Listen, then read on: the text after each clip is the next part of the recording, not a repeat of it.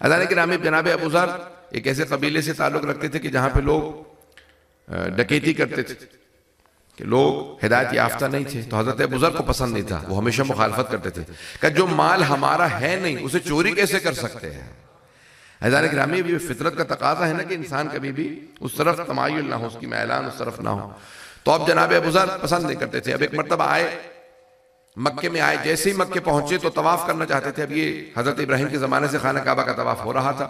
جب طواف کے لیے آئے تو دروازے پہ مختلف دروازے تھے، خانہ کعبہ کے 4 دروازے تھے، تو وہاں پہ کوئی نہ کوئی کھڑا رہتا تھا کہ بھئی محمد کی باتوں کو مت سننا، صلی اللہ علیہ وسلم کی، ان کی بات کو مت سننا، وہ جادوگر ہیں، اکثر لوگوں سے کہتے تھے۔ تو اب دیکھا کہ ابو جہل دروازے پہ کھڑا ہے اور اس نے فوراً جناب ابو ذر کو روک کے کہا یہ روئی لے لو۔ کیا روئی کا کیا کروں گا؟ کانوں میں ٹھوس لو۔ وہ جو سامنے آدمی دیکھ رہا نا بیٹھا ہے، وہ ایسی باتیں سنائے گا کہ تم اسی کے ہو جاؤ گے۔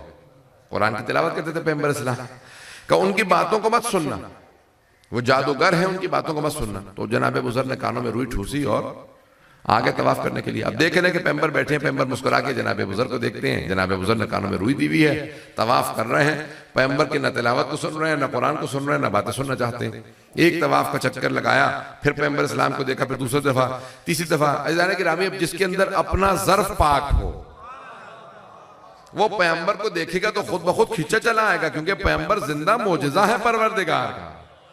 تو اب ایک مرتبہ جناب ابو ذر نے طواف کو روکا، تیسرا چکر لگانے کے بعد کانوں سے روئی نکالی اور پیغمبر کے پاس آئے، کہا بتائیے آپ کیا کہتے ہیں، میں آپ کی بات کو سننا چاہتا ہوں۔ تو پیغمبر نے کہا میں کہتا ہوں کہ لا الہ الا اللہ، قولوا لا الہ الا اللہ تفلحوا، بس لا الہ الا اللہ کو فلاح پا جاؤ گے۔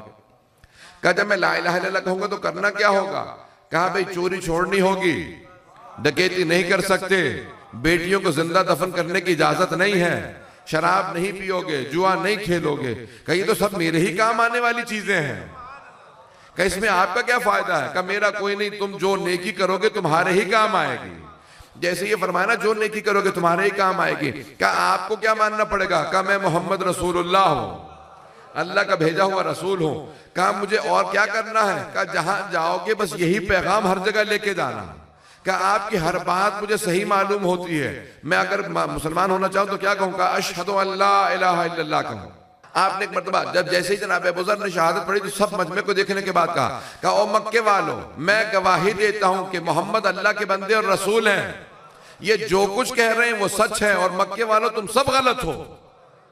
جیسے ہی انہوں نے کہا تو سب مکے والوں نے ان پہ حملہ کیا، ان کو گرایا اور مارنا شروع کر دیا۔ پیغمبر اسلام نے فوراً اپنے چچا حضرت حمزہ کی طرف اشارہ کیا کہ ان کو فوراً چھڑوائیں۔ جناب حمزہ دلیر تھے، شیر خدا تھے۔ دیکھیں حضرت حمزہ بھی شیر خدا ہیں، شیر خدا کم نہیں ہے، لیکن اسد اللہ الغالب صرف علی ابن ابی طالب ہے، جو تمام شیروں پہ غالب آ جائیں اللہ کے، وہ حضرت علی ہیں۔ تو فوراً جناب حمزہ اور جناب جعفر تیار آگے بڑھے، انہوں نے سب مجمع کو ہٹایا، جناب ابو ذر کو اٹھایا، پیغمبر نے کہا ان کو ساتھ لے چلو، گھر لے کے آئے، ان کی مرہم پٹی کی، انہیں کھانا وغیرہ کھلایا۔ پیغمبر نے کہا کہ بھئی یہاں سے فوراً آپ واپس چلے جائیے گا اپنی بستی، وہاں جا کے تبلیغ کیجیے گا۔ پوری رات پیغمبر سے سیکھتے رہے کہ مجھے اور کیا سکھانا، سن رہے سب لوگ؟ تو ایک مرتبہ صبح ہوئی، جناب ابو ذر جاتے، اب ایک مرتبہ کہا جناب حمزہ نے کہ بھی اپنے آپ راستے پہ چلے جائیے گا۔ جاتے جاتے ایک مرتبہ کہا نہیں میں آخری مرتبہ پھر پیغام دے کے جاؤں گا۔ دیکھیں اب یہ کتنی پذیرائی ہے، کہا نہیں اب سچ میں پہچان چکا ہوں تو میں اکیلا گھر نہیں چلا جاؤں گا، میں دوبارہ جا کے تبلیغ کروں گا۔ مکے میں آئے، کہا مکے والو تم سب غلط ہو، یہ جتنے تم کام کر رہے ہو سب گناہ ہیں، یہ جو اللہ نے اپنے رسول کو بھیجا ہے ان کی باتوں کو مانو۔ پھر دوبارہ مکے والے انہیں مارنے لگے۔ پھر دوبارہ جناب حمزہ نے جناب امیر المومنین نے ان کو چھڑوایا، حضرت علی علیہ السلام ان کو باہر لے کے آئے، کہا میں مکے سے باہر ہی چھوڑ کے آؤں گا آپ کو۔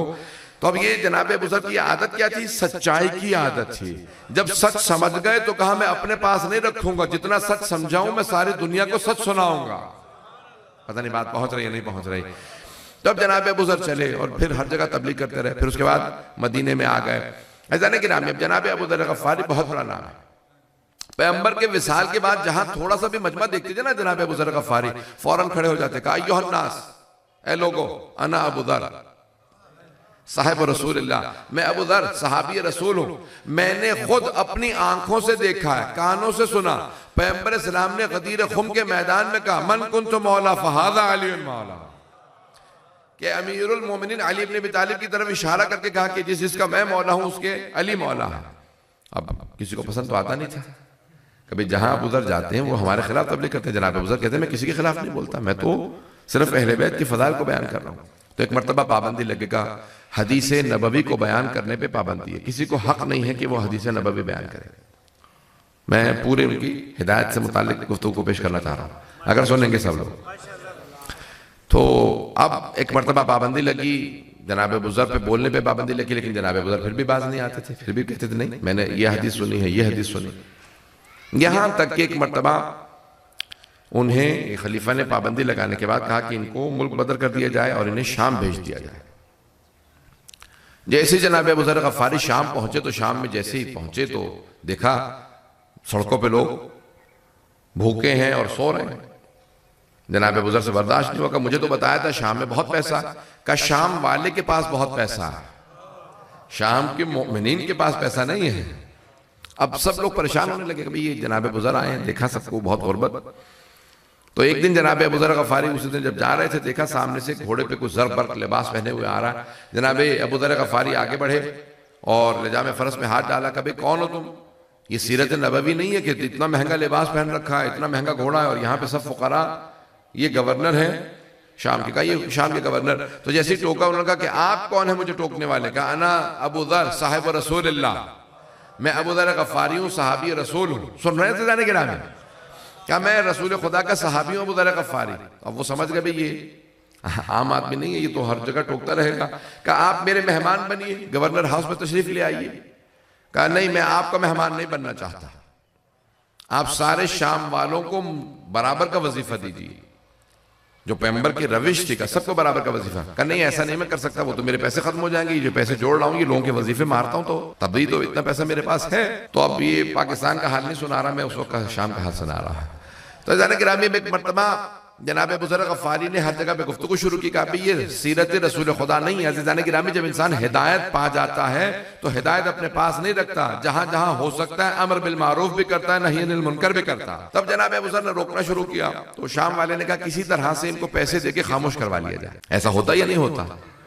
تو پیسے دے کے خاموش کر. کتنے پیسے دیے؟ کہ 20,000 دینار دو. اپنے غلام کو کہا میں تمہیں آزاد کر دوں گا, ابوذر کو 20,000 دینار دے دو.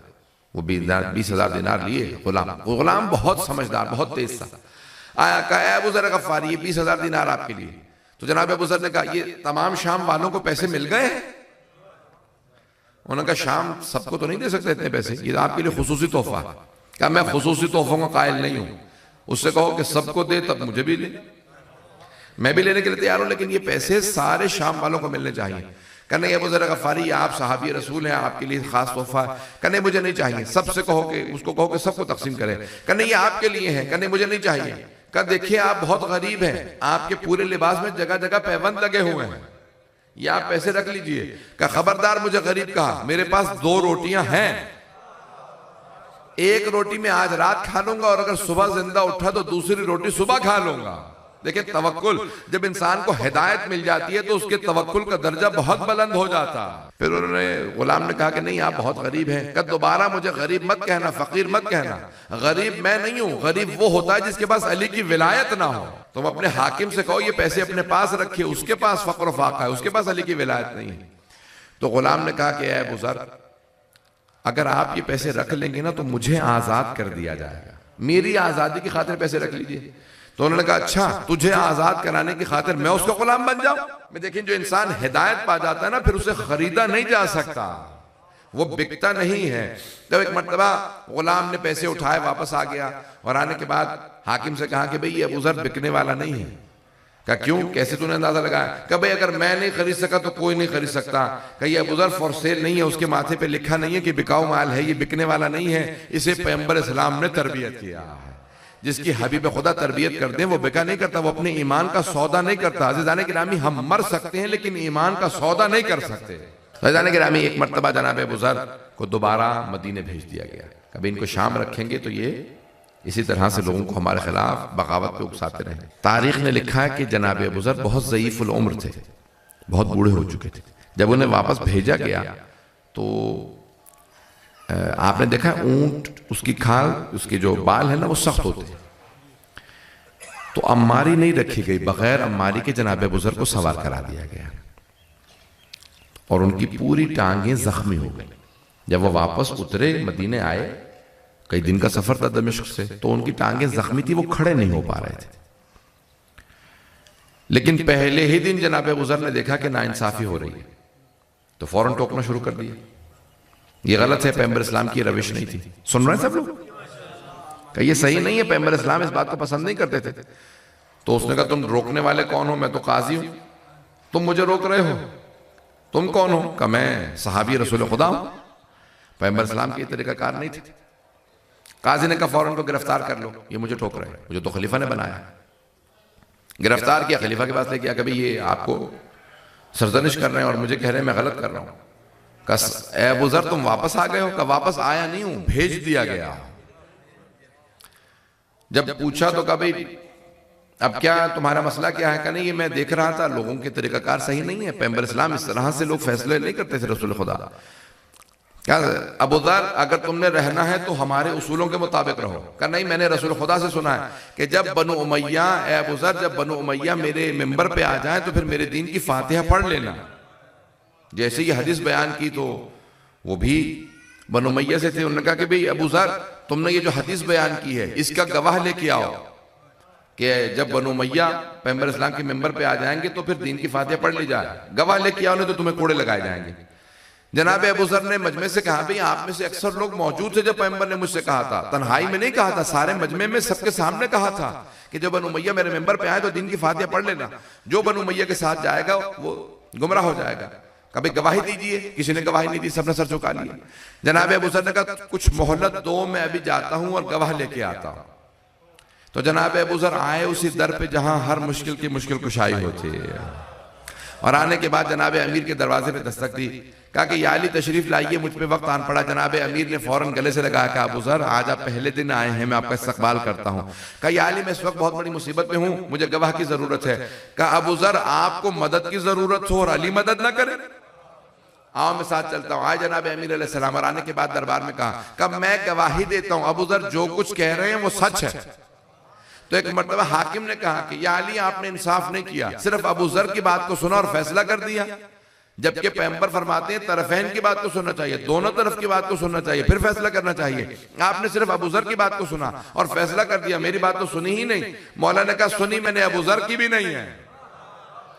کہ پھر فیصلہ کیسے کر دیا کہ ابو ذر صحیح ہیں اور ہم صحیح نہیں ہیں؟ کہ میں نے پیغمبر کی بات پہ فیصلہ کیا. کہ پیغمبر کی کون سی بات پہ؟ کہ پیغمبر اسلام نے فرمایا تھا نہ آسمان نے سایہ کیا نہ زمین نے اٹھایا اتنا سچا آدمی جتنا کہ ابو ذر، ہم اہل بیت کے بعد. کہ مجھے پیغمبر کی وہ بات یاد تھی، پیغمبر نے کہا کہ ابو ذر غفاری اہل بیت کے بعد سب سے سچے آدمی ہیں. میں نے صادق نبی کی سچی بات کے اوپر فیصلہ کیا، ابو ذر جو کہہ رہا ہے وہ سچ ہے. مجھے نہیں معلوم کتنے لوگ ہیں میرے ساتھ. عزیزان گرامی یہ سچ جناب ابو ذر کی عادت ہے. مومن کی عادت نہیں ہوگی، جس کو ہدایت مل جاتی ہے پھر وہ سچ بولتا ہے. تو اس وقت حاکم نے کہا کہ بھئی آج تو ابو ذر تم گواہ لے آئے ہو، جا سکتے ہو، لیکن آئندہ وارننگ دے رہا ہوں. میں ایک حدیث کو پیش کروں گا، پھر جناب ابو ذر کے چند جملے مسائل کے پیش کروں گا. اگر توجہ میرے ساتھ رکھیں گے تمام. میں زیادہ وقت نہیں لینا چاہ رہا ہوں لیکن سنیں گے سب. تو عزیزان گرامی المؤمن مرآۃ المؤمن، حدیث کے الفاظ ہے مومن مومن کا آئینہ ہوتا ہے. شیشہ جو ہوتا ہے نا اس میں انسان کو اپنا عکس نظر آتا ہے. مومن مومن کا آئینہ ہوتا ہے. سنیں گے اس حدیث کو؟ مومن مومن کا آئینہ ہوتا ہے. المؤمن مرآۃ المؤمن. لیکن آئینے کی خصوصیات کیا ہیں؟ آئینہ ہمیشہ سچائی دکھاتا ہے. کبھی ایسا نہیں ہوتا کہ میرا امامہ صحیح نہیں رکھا میں آئینے میں دیکھوں آئینہ مجھے کہے بالکل صحیح ہے چلے جائیے. کبھی مجھے دھوکہ نہیں دے گا آئینہ. آئینہ ہمیشہ مجھے سچ بولے گا. مومن مومن کا آئینہ ہوتا ہے. اگر کبھی کوئی مومن آپ کے پاس آئے، اگر آپ اس میں کوئی غلطی دیکھیں کبھی جھوٹ نہ بولیں، صاف صاف بتائیں آپ میں یہ غلطی پائی جاتی ہے. مومن مومن کا آئینہ. کبھی آپ کے اندر آپ کو کسی میں کوئی نقص نظر آئے، کوئی غلطی نظر آئے تو آپ اس کو فوراً اس کی تصحیح کیجئے، کبھی چھپائیے نہیں. کبھی بھی آئینہ جھوٹ نہیں بولتا. مومن کبھی جھوٹ نہیں بولے گا.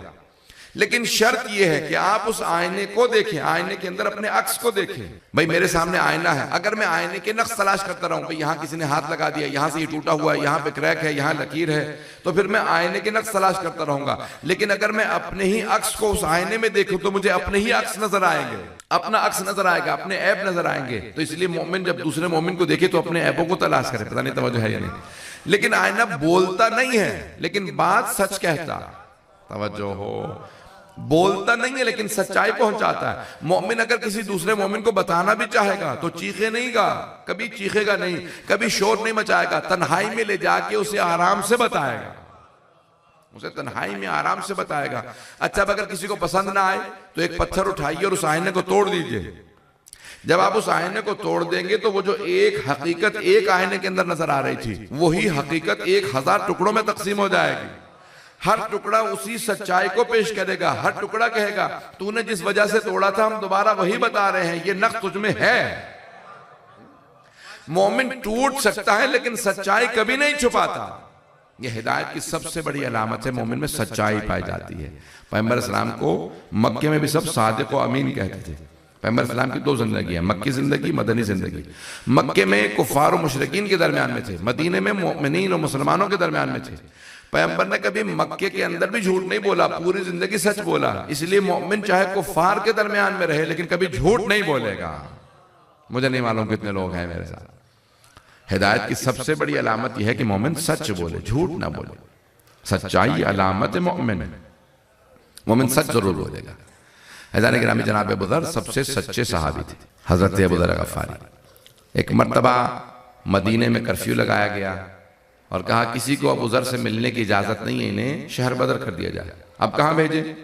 شام بھیج چکے, واپس آ گئے, کہیں پہ بھی نکال دیتے ہیں. پھر جناب ابو ذر سچائی کی وجہ سے سختیاں برداشت کر رہے ہیں. دیکھیں سچ بول کے بہت بڑی بڑی زحمتیں اٹھانی پڑتی ہیں. کہ ان کو ربضہ بھیج دیا جائے. جناب ابو ذر ربضہ کے رہنے والے تھے. ربضہ ایک چھوٹی سی بستی جس میں پانی کی قلت تھی, پانی نہیں تھا. بس بھائی میں 5 سے 10 منٹ اور پیش کروں گا پھر مسائل چلیں گے. 5 سے 10 منٹ میرے ساتھ. تو حضرت ابو ذر کو ربضہ بھیجا گیا. جب ربضہ پہنچے تو کرفیو لگایا گیا کہ مدینے سے نکالا جا رہا تھا. کہا ان کے جانور مویشی پرندوں تک کو سڑک پہ پھینک دو, ان کو یہاں رہنے کی اجازت نہیں. اور کسی کو جناب ابو ذر سے ملنے کی اجازت نہیں. جناب ابو ذر کے 2 بچے تھے, ایک بیٹا اور ایک بیٹی. زوجہ, ان کو سڑک پہ سب سامان نکال کے پھینک دیا گیا. کوئی ملنے نہیں آیا سوائے امیر المؤمنین کے. اس حالت میں بھی جناب امیر المؤمنین علیہ السلام ملنے کے لیے گئے. جب جناب ابو ذر کو گھر سے نکالا تو دیکھا کہ جناب ابو ذر دیکھتے ہیں سامنے سے حضرت علی آ رہے ہیں, ساتھ میں حسن و حسین علیہ السلام ہیں, اور حضرت عقیل اور حضرت عبداللہ بن جعفر تیار. یہ 5 لوگ ملنے کے لیے آئے. نہج البلاغہ میں خطبہ ہے. اس خطبے میں مولا فرماتے, یہ لکھا ہے کہ یہ وہ خطبہ ہے مولا نے ابو ذر سے وداعی کے موقع پہ خطبہ دیا. کیا جملے گئے, چند جملے سن لیجیے.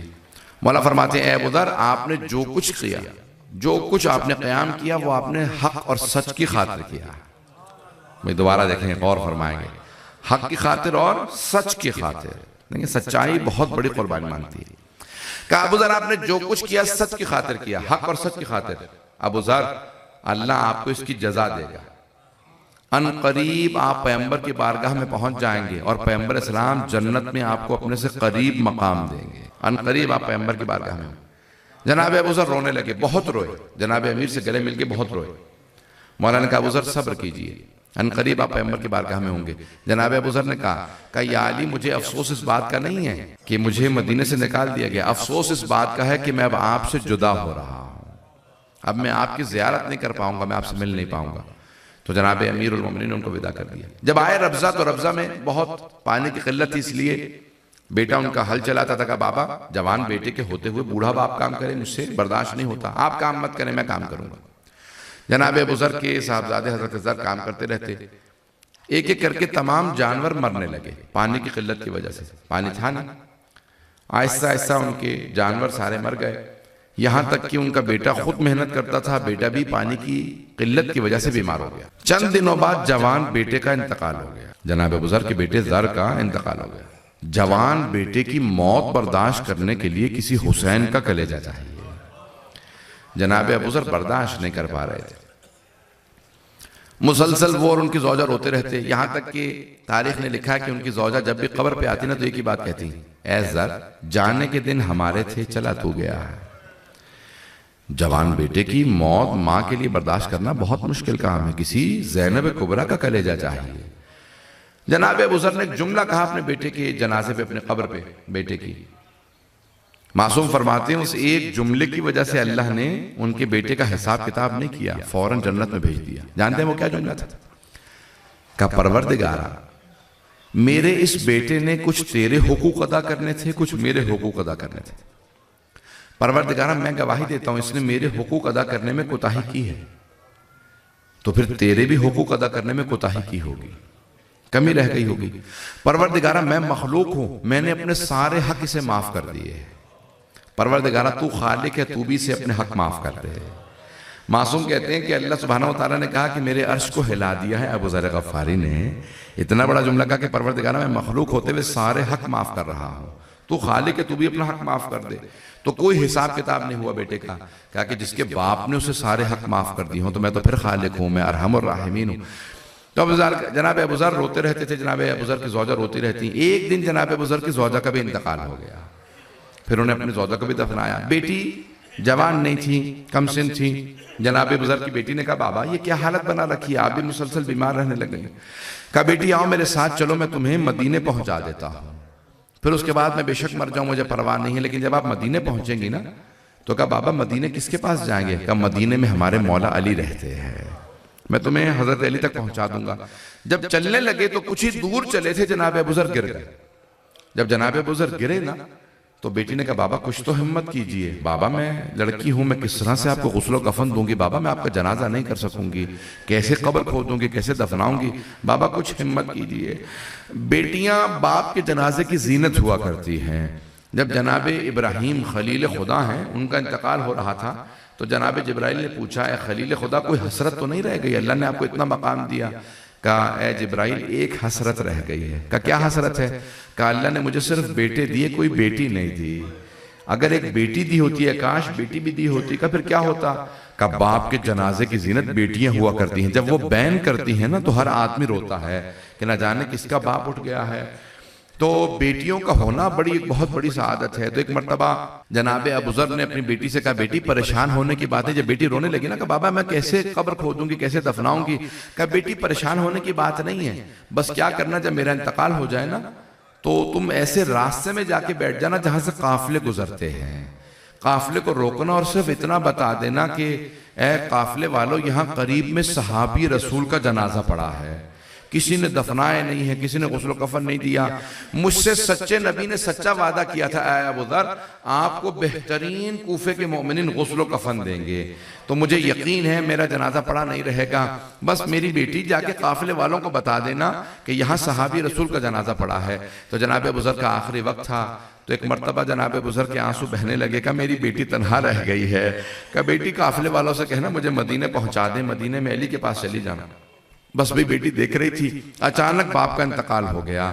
جب جناب ابو ذر کا انتقال ہوا تو بیٹی نے بہت گریہ کیا، بہت روئیں، کہا ہے میرا بابا دنیا سے چلا گیا، میں پردیس کے اندر کس طرح سے بابا کو راستے کے اندر کیسے دفناؤں، بہت روئیں جناب ابو ذر کی بیٹی۔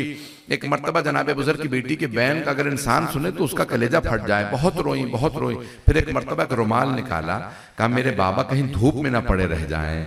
ایک مرتبہ باپ کے چہرے پہ رومال رکھ دیا کہ میرے بابا کے چہرے پہ دھوپ نہ پڑے۔ ایک مرتبہ ایک رومال رکھا، پھر اٹھی، کہا میں جاتی ہوں جہاں سے قافلے گزرتے ہیں، میں جا کے قافلے والوں کو روکوں گی۔ بس بھی جملے سن لیں مصائب کے۔ ایک مرتبہ جناب ابو ذر کی بیٹی جہاں سے قافلے گزرتے تھے نا اس راستے میں آ کے بیٹھ گئیں، دیکھا دور سے قافلہ آ رہا ہے، فوراً کھڑی ہو گئیں، کہا قافلے والوں رک جاؤ، یہاں قریب میں صحابی رسول کا جنازہ پڑا ہے، بے گور و کفن ہے، کسی نے دفنایا نہیں، کسی نے غسل و کفن نہیں دیا۔ ایک مرتبہ قافلے والے رکے، پہلے جو آدمی سامنے آئے ان کا نام تھا مالک اشتر، حضرت مالک اشتر آئے، اس کے بعد حضرت عبداللہ ابن مسعود آئے، بڑے بڑے جلیل القدر صحابہ آئے۔ ایک مرتبہ اترے، کہا کس کا جنازہ پڑا ہے؟ کہا صحابی رسول کا جنازہ۔ کہا کون سے صحابی ہیں؟ کہا نام ابو ذر ہے۔ وہ سب کے سب بہت روئے، کہا صحابی رسول ابو ذر غفاری کا جنازہ بے گور و کفن پڑا ہے، کہاں کسی نے دفنایا نہیں، کوئی غسل و کفن دینے والا نہیں ہے۔ سب میں آپس میں اختلاف ہونے لگا، ایک کہتا تھا میں غسل دوں گا، دوسرا کہتا تھا نہیں میں غسل دوں گا، سب آپس میں لڑنے لگے کہ مجھے غسل دینا، ارے صحابی رسول کا جنازہ میں غسل دوں گا۔ سب کے سب بحث رہے تھے، سب نے کہا پھر سب مل کے غسل دے دیتے ہیں، پھر کہا کفن کون دے گا؟ سب نے کہا سب کفن کے پیسے مالک اشتر کو دے دو، مالک سے ہم کفن خرید لیتے ہیں تاکہ سب شریک ہو جائیں کفن کے اندر۔ سب نے بڑے احترام سے جناب ابو ذر کو غسل دیا، پھر کفن دیا، پھر قبر کھودی ربضہ کے اندر، بڑے آرام سے بڑے جاہ و حشم کے ساتھ عظمت کے ساتھ جناب ابو ذر کو جنازہ پڑھایا، جناب عبداللہ ابن مسعود نے دفنا دیا۔